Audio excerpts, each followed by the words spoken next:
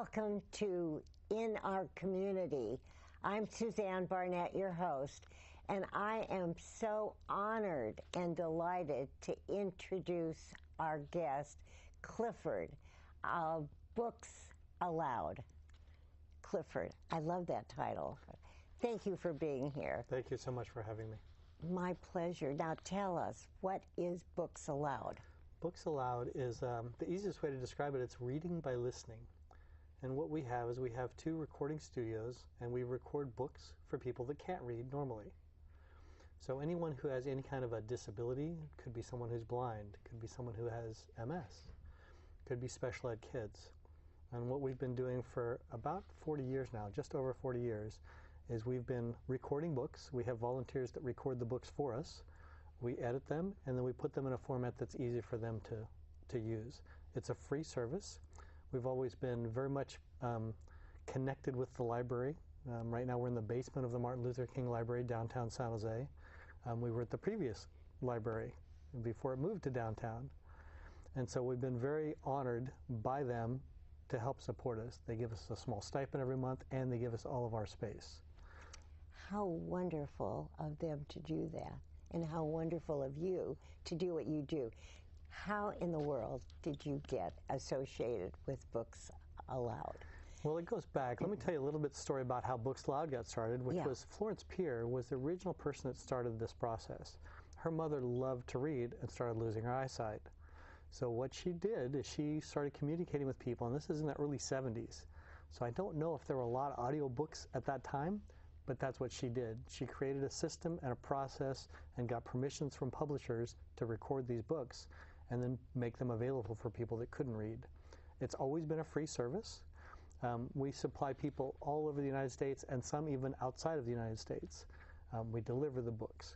We have mini libraries in the schools.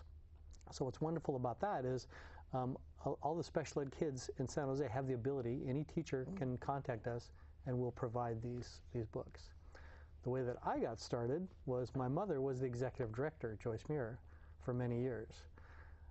I came to help maybe 5 years ago with something. I just was visiting in town, and she was at the office, so I went by, and I was doing something on her computer, and it was really slow. And I'm like, Mom, is it always like this? She's like, yeah, it's always that slow. And so that was my incentive, being a computer consultant, to do something else, to help her with that process. So that's how I got originally started. Tell us about your mother. So my mother has been a volunteer in the Santa Clara County since I was a little kid. She was always involved with, clubs like West Valley Federated Women's Club, Kiwanis. She was always taking me by the hand saying, come on, we're going to go do this. Yeah. I remember delivering things to, like women's shelters. And so she always encouraged me to volunteer. And, it's like one of the most important things we can do is really honor volunteers and what they give, because they just show up. They do. Yeah. I think you've already answered one of the questions, and it says you offer services to the whole world. Yes. How does that work? Well, one of the things that I love that we do is we actually record the Lions magazine every month. And so Lions Club supports blind all over the world. Oh. And so we record that for any of their members that need it as well. Yeah. So that's one of the ways that we do it. And those get sent out, all over. Yeah. The other way is, once again, we support the local community, but from anywhere in the U.S., and we have some in Canada, they can request our services. Literally, they can just go onto our website, and they have to have a form from their doctor that says that they're not able to read normally. So it has to be approved to get the service, because the service is free, and it's only for people that really need that service. And so what we'll do is we'll actually send them the books, if they want them once a month or every 2 weeks, whatever time frame that they would like to have those books. Oh, that is fantastic, really. What basic group of people does Books Aloud serve usually? That's a really good question. I see 2 specific groups.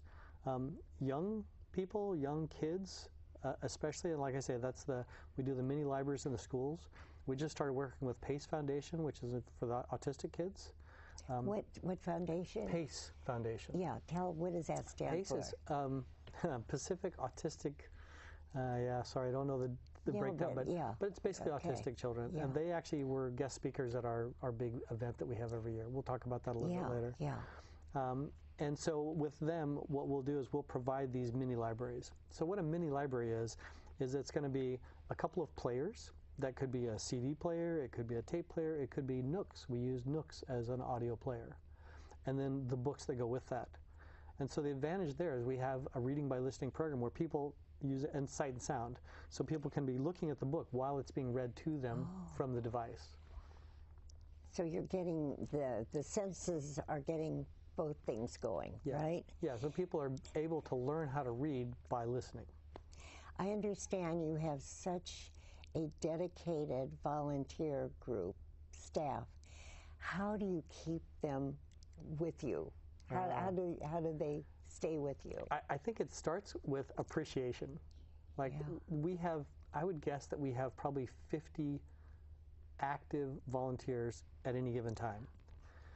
Some of them are people that are reading. They come in every week and they'll read for an hour, and that's amazing to make that commitment to come in week after week after week and read a book. An adult book could take as long as 6 months to complete. So that's a big commitment to show up every week, same time, and show up. And so why do you think they're so dedicated? That's a good question. I think one of the things that I know from being a volunteer myself is it's very rewarding, to show up and just to help other people and not expect anything back. Right. We don't even need validation. It's just like there's something about giving that feels really good. And so I think that's why people volunteer. I think there's always an opportunity to help others. And that's what Books Aloud is all about. It's about helping others. Well, yours is so dramatic. We volunteer here at KMBT, and it's dramatic in a different way. Yes. It's for all the hams. Oh. No, but we do have, what came to my mind, Clifford, is that it's similar. I mean, the feeling that we have that we want to keep doing it. Yes. This is such a good question. What is the feedback that you get from those that you serve? And what are the good points and bad points that they report in the service provided? Also, another really good question. Yeah. I love there's a, and I don't remember his name, I apologize for that, but there's a young man on our video. If you go on our website and look at our story, there's a young man that talks about his experience with Books Aloud. And what I love about this is he was really struggling in school, and he didn't really know why. And what they found out is that he was dyslexic. And so by using the books and following along with the books, he was able to shift that dyslexia. Really? And he actually went on to be an honor student and then went on to college. So to hear those kind of stories, that kind of feedback about how, what we have done, what we offer, the service that we have, has helped somebody progress through, areas that they didn't even imagine they would get through. Absolutely. Now, is there any cognitive value of someone, say, like him, that can actually help change the brain, do you think? I think so. I think it's, we're learning how to work with the brain differently. We look at, a lot of the kids that are special ed kids, autism and Asperger's, we don't really understand how it works, but their brain just works differently. So if there's a way that we can help them to move through that learning, that's all we can ask. And hearing the language, and then is there any part of it that they learn how to actually read? Absolutely. Oh, there is. Yeah. So they will be reading along with the book and listening to it. Yeah. And then they can also be reading the book themselves. That's it. One of the wonderful things on the Nook books that we have is we have applications also that are sight and sound. And they have 3 different choices. Most of these are put out by Ohm Media, which is a great, application, and you can get it on Nooks and iPads and things like that. And we have a lot of the Dr. Seuss works, which is really fun. Oh, yeah.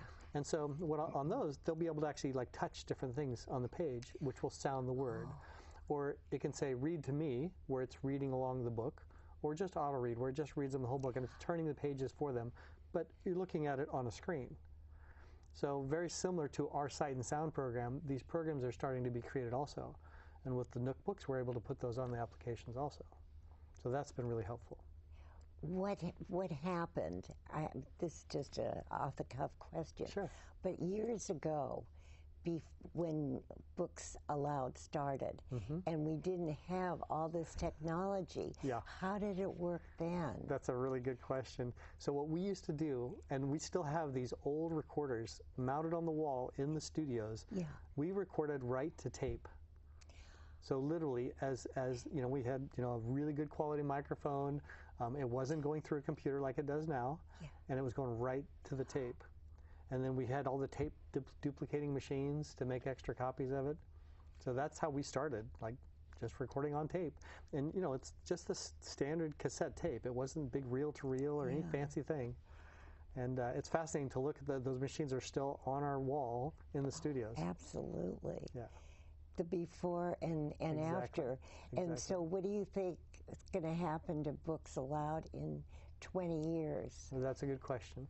So one of the things that has happened is we started using these Nooks. We did a fundraiser at Barnes & Noble, and what they do is, as people come in and whatever they buy, then it gets, it's money for Books Aloud, which becomes a gift certificate, so we could buy other kids' books. Well, one of the things that happened is Joyce was there, and she's like, could we use these Nooks as players?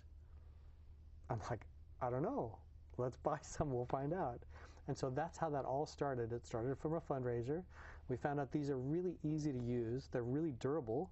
So even for, kids that are tough on stuff, it was great. And the kids really relate to this technology. So back about 2010, we started making everything digital. So what was great about that is now we have the ability to not only have them on tapes or CDs or a device, like an MP3 device, but we also have it now on our main server. So my fantasy is that some big company in Silicon Valley is going to come and say, we want to help you write an application. We want to help you to put this out so that we can serve more people, that we can help you find a way to do this. As you can tell, I get a little emotional about that because I know what we have the ability to do. Yeah. And we just need help. May I ask you something? Yeah. I'm trying to put it into words. Why do you think you feel so dedicated to this? Because I believe we're here to learn and serve. Yeah. Not only are we doing that with this organization, but we're helping other people do that as well. Yeah. People that wouldn't have the opportunity to read, we're helping them do that. And if I can help somebody, that makes me happy. And you do. Yeah. I told you that when I first met you, we were in the green room, I just see sunshine all around you. You're so positive. Thank you. How'd you get that way? That's a good question. Once again, a lot of that goes back to my mother. Yeah, tell. She encouraged me to have that attitude, that energy of being positive. I've had many great teachers that helped with that also. But let's stay about Books Aloud. I know, but I love to find out about people, and I think that if someone can relate to that, to the way you are, it can help them. I feel I've been really blessed in this life to be able to do this work, to be able to be of service, and that's always my intention. If I can make a difference in one person's life in one moment, then I had a good day. A good life, too. And a good life. So, has Books Aloud expanded the description of the group it serves over the years? I believe it has, because I think when it first started, it was mostly for seniors. I think that was kind of our focus, was to really, cater to seniors. Once again, Florence Pierre's mother was losing her eyesight, and we knew that we could help, along those lines. Along the way, we realized, well, this would also be helpful for kids. So, these are two completely different areas. Indeed. But they have a very similar need. So the needs are the same, the clientele is different. I heard that you had your annual fundraising event. How did that go? This year was absolutely wonderful. So we do this every year. It's been going on for countless years. Yeah. We used to do masquerade balls right around October. And then last year we chose to do something different. We said, let's make it like a black tie event or optional black tie event. Let's dress it up. And it was a wonderful event. And we did that at San Jose Country Club. The staff out there is amazing. The space is beautiful. And we had a blast doing it out there. So we did it again this year. We filled the place. There was about 150 people. I don't know how we're going to get more next year, because I know there will be more next year. We have a silent auction, a live auction. Our auctioneer was amazing at just encouraging people and engaging people and bringing people in. The theme was Dr. Seuss, because Dr. Seuss has also supported us for many, many years. It's been really fun to just dance with, like, how do we change this? How do we make it a little bit different? We have a lot of wonderful donors who give us things that we can raffle or share. Local wineries that help us also by giving us discounts to do that. Just a really, really fun event. It's interesting you bring that up, because just today I got an email from our photographer, which was Silent A Photography. Amber is our photographer. And so now there's about, I think, 300 pictures that if you go to our Facebook page, our Books Aloud Facebook page, you can see the pictures and you can see what the gala was all about. Because she got some great pictures. It's Books Aloud, Inc. Yes. Right. Yeah. Okay. So you can find us on Facebook. Are there any other non-profit groups in the area that lend a hand to you? Absolutely. Who? So two of the ones, especially just in the last 18 months, one was Intero Foundation, and they do some amazing work in Silicon Valley, supporting other nonprofits. They gave us a wonderful donation, and hopefully there's a picture that we have that will show them with us receiving that check. So I really want to honor Intero Foundation, what they did. Yeah, and it says, and how can, we're going to show two pictures. Yeah. How can our audience, our wonderful audience, help? Yeah. So let me talk about the second one also, which is West Valley Federated Women's Club. Yeah, tell us. Once again, if you think back to the beginning of our conversation, Florence Peer was a member of West Valley Federated Women's Club that started all this. So not only did they help start Books Aloud, but they also, just this last year, they gave us a substantial donation, which I think you'll see in the picture if it pops up. And so they have supported us over the years. So really grateful for West Valley Federated Women's Club. There's also many other organizations that will come and volunteer and help us. Sharks Foundation also in the past has been a wonderful donor for us. Moore Foundation, which is one of the co-founders of Intel, same thing. So we receive so much from so many foundations that are doing what we're doing. They're helping people serve. What would we do without our foundations, Clifford? Yes. Really? What would you say to people who want to find out more about Books Aloud? Well, one of the things I'd say is if you come to the library downtown, come down, say hi, just pop in. Oh, that's a great idea. Yeah, if you are in the Martin Luther King Library and you get on the elevator and you go down, when you step off the elevator, we're right there. You're right there. You'll see a beautiful quilt that's on the wall that somebody made that says Books Aloud. And we can always use help. We can always use volunteers. Once again, any of these foundations. Another one I just want to mention is One Brick, another wonderful volunteer foundation. They came and helped with our event. Made it one of the smoothest and easiest events we've ever had. And that's what they do. They volunteer for volunteer organizations. So once again, it's like there's an energy, especially in this valley, of helping, and of serving. And so the more that we can do that and help foundations and help different organizations and help different groups, the better this valley is. Are you able to help other groups? To a certain extent. Like I say, Pace Foundation was one of those that we just connected with. And they have a very specific need that we can help. Lions Foundation also, because they work with blind, and that's something we can do. So we try to connect wherever we can with those. Kiwanis also is another group that services a lot in the community. Rotary Club also. So many of these clubs, there's a symbiotic relationship that we have. They support us, and we support the people that they're working with. This is really a good question.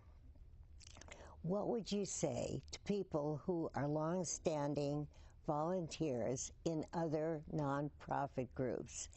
And how do you keep the excitement going? I know the answer, it's you. No, you're a Dale Carnegie person. You know, act enthusiastic and you'll be enthusiastic. You're the perfect person for that. No, how do you do that? Thank you. So I think the most important thing is to really honor your volunteers, whatever that looks like. Maybe you take them out to lunch. Maybe if they're not the kind of person that wants to go, you give them a gift card or something. But mostly you just tell them, thank you. We really appreciate your help. We could not do this without you. You know, a lot of the organizations that have volunteers like us, we have 4 employees. Everything's done by volunteers. We are so grateful for their help. And we have volunteers that have been doing this for year after year after year after year after year. They just keep coming back. We couldn't do what we do without them. They know the system, they know the process.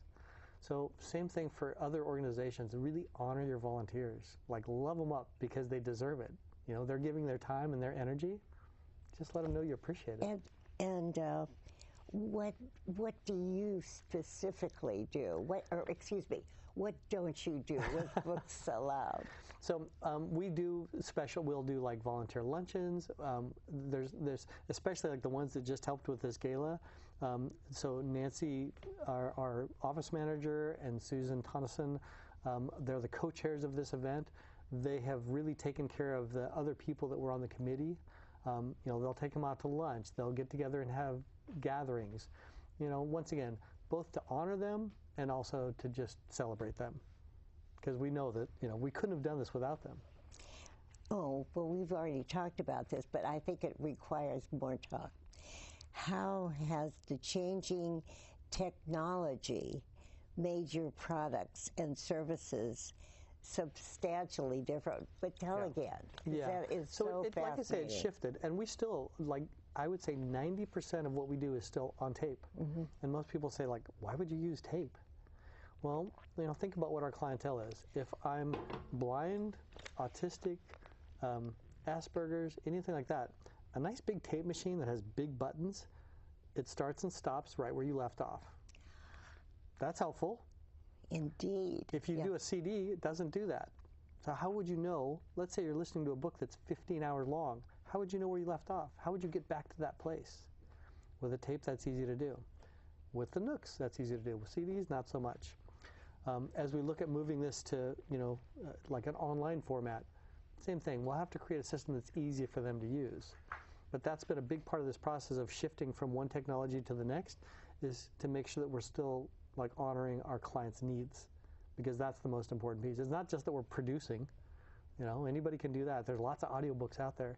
How do we create a system and a service that really honors our clientele, that honors who really needs this service? And so that's been our process. We still have a lot on tape. We have, you know, 4 duplicating machines that duplicate 8 tapes at a time. Most of our library, if you go down there, I recommend, please come see it. Oh, I will. You'll see most of our library is on tape.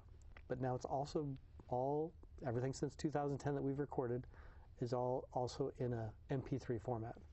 So that gives us the ability to start building another way to get this out. Like I say, the Nooks was a way. That was part of that process. And they're also, you can start and stop them right where you left off. So that's helpful. We have a few minutes left. What else would you like to say about Books Aloud? I love that name. Yeah, it's wonderful. Well, I would like to say thank you for having us. My pleasure. This is an honor to be here and to be able to talk to the community about what we do.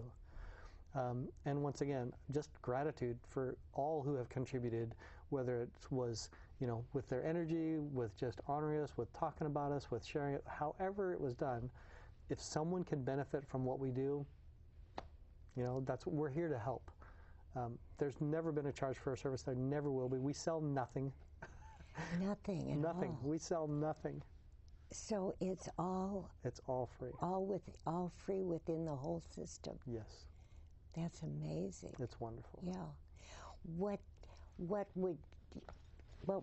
do you perceive that you would like to happen? Yeah. In 20 years. So that came back to the part that touched me earlier. Yeah. It's like, I would like to see one of our larger foundations, Silicon Valley, all of them do volunteer work. They all have ways to do this. To actually help us create an online system that uses what we already have and makes it available to the clientele that we have. So it's taking it that next step. We've been able to go through these little steps, and now we actually need to make a bigger step, and that's going to take a bigger player. And we can't do that ourselves, but we could do it with help. But not 20 years. I mean, well, but it has to start now to get to that 20 years. Yeah. Yeah. Well, let's say you've got to fantasize this. Say 10 years. Okay. Yeah. Once again, I see it as being all available online, so that we're not, packing up boxes and shipping out tapes. Yeah. Yeah. That's what I see. And there's other systems. The Library of Congress has something similar to that. The difference about ours is it's very personal. The books are read by a person, not by a computer. That's right. Yeah, there's a process that happens, which is like having your child or your mother or your father or your son or your daughter read to you. That's very personal. That is such a good point. Yeah. And that's a good way to end this show. Clifford, you are a natural on TV. You're a TV star. Thank you. And this is your first TV appearance. It is that. And I said to you, and you're not nervous. I think it's amazing. Thank you. It took me years to get over mine. I'm still not over it. I still screw up on my words. Well, you've been fantastic, so thank you so much. Thank you. And all I can say is that I wish you only, number one, the best of health. Yes. And that your Books Aloud Incorporated just keeps getting off the map, the planet. Wonderful. And I want to thank our crew. I mean, I'll get teary practically when I think about all the people here at KMVT. I love KMVT. And our crew, we couldn't do without them. We're all volunteers. And of course, I have to thank our audience, my goodness. And you know what? I can't wait to see you next time. Bye-bye. Mwah, mwah. So wonderful. Thank you. Good. Okay, we just stay there, though. Okay.